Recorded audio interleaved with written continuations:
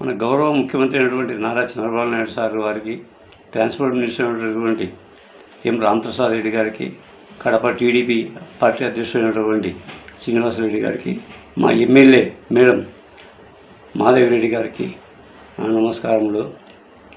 నిన్న 7వ తేదీ వచ్చేసి అసెంబ్లీలో మా మేడం వచ్చేసి ఆర్టీసీ రిటైర్డ్ ఉద్యోగుల గురించి, జీవనభృతి గురించి చాలా చక్కగా ఆమె ఉండే ఎంత హృదయ విదారకంగా ఆమె బాధపడతానట్టు బిడ్డల మీద ఎంత ప్రేమ ఉందో ఆ విధంగా మా ఆర్టీసీ వాళ్ళను అంతగా బ్రహ్మాండంగా చూసుకునే విధంగా మాకు సాయం చేసే విధంగా మాట్లాడింది.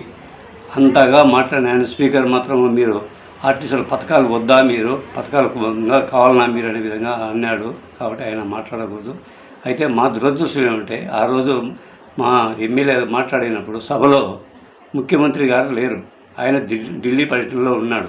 అదే ఆయన కన్నా సభలో కన్నా ఉండింటే కన్నా ఈమె అంతా మొత్తం చెప్పుకుంటూ వచ్చింది. 2014లో ఎంతమంది ఉన్నారు, ఎంత అడుగుతున్నారు, వాళ్ళ జీవన శైలి ఏ విధంగా ఉంది, వాళ్ళు అన్నీ చెప్పినప్పుడు సార్ మీరే కదా కడపలో ఉన్నప్పుడు మా ముందరనే కదా మీరు చేసిందని ఆయన అనిందు. అప్పుడు ఆయన కూడా మా ఎమ్మెల్యే అంటే ఆయన కూడా కొంచెం మంచి అభిప్రాయం ఉంది. కాబట్టి ఈయన కూడా లేదు మా ఇమ్మీడియట్గా నేను శాంక్షన్ చేస్తున్నాను, మీరు అడుగుతున్నారు కదా, మీరు కడప రెడ్డి వారు కాబట్టి బ్రహ్మాండంగా నేను సాయం చేస్తాను విధంగా చేసిండు. కాబట్టి మాకు కూడా చాలా అదే ఒక బ్యాడ్ లక్.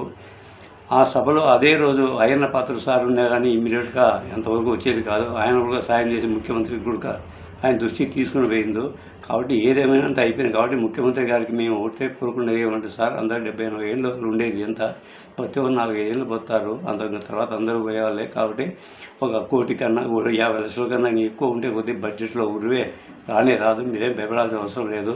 కాబట్టి మీరు నిశ్చింతగా మాకు సాయం చేయాలి. మాకు సాయం చేస్తే బ్రహ్మాండమైన పేరు వస్తుంది సార్, మీకు ఎనలేనటువంటి పేరు వస్తుంది అన్నమాట. అది మొత్తం 2 రాష్ట్రాల్లో 1,00,000 మంది పైన ఆర్టీసీలు ఉన్నారు. ప్రజలు కూడా అందరూ కూడా లేని ఆర్టీసీలకు పెన్షన్ లేదు, ఏం లేదు, వాళ్ళకు కూడా అంతా బాధపడుతుంటారు. అది అందరికీ తెలిసిన విషయమే.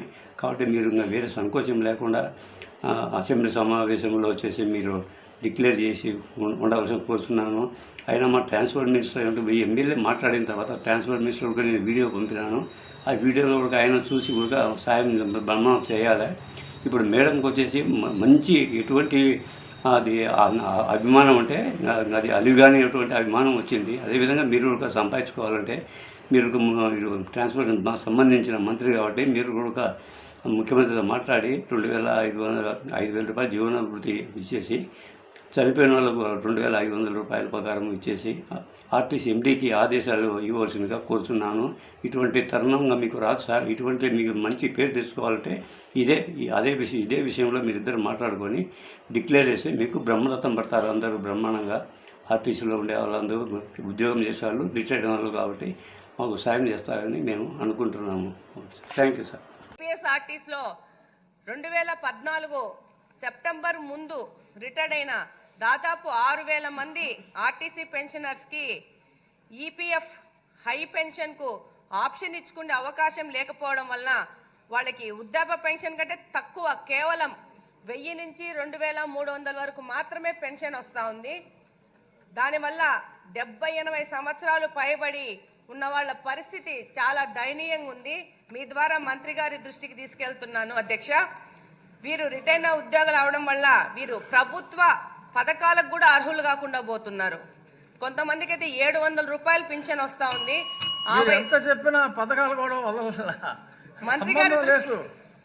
మంత్రి గారి దృష్టికి తీసుకెళ్లాలి కదా అధ్యక్ష. ఇది చంద్రబాబు నాయుడు గారు 2024 సంవత్సరంలో కడప పర్యటనలోకి వచ్చినప్పుడు ఆర్టీసీ ఉద్యోగస్తులకి ఈ యొక్క జీవన భృతి మీద చిన్న హామీ కూడా ఇచ్చారు అధ్యక్ష.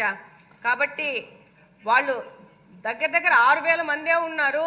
ఒక విధంగా లెక్క చూస్తే 2.5 కోట్ల రూపాయలు మాత్రమే వాళ్ళ మీద వ్యయం అవుతుంది. వాళ్ళని కొంచెం ఈ యొక్క పెన్షన్ వాళ్ళకి ఇచ్చే విధంగా ఏదైనా ప్రపోజల్ ఆలోచన చేస్తే మంత్రి గారు కానీ ముఖ్యమంత్రి గారు కానీ మీ ద్వారా తెలియజేస్తున్నాను అధ్యక్ష. Thank you. Retired RTC employees కూడా జీవన భృతి కల్పించాలి, అది కూడా నేను వర్కౌట్ చేస్తాను.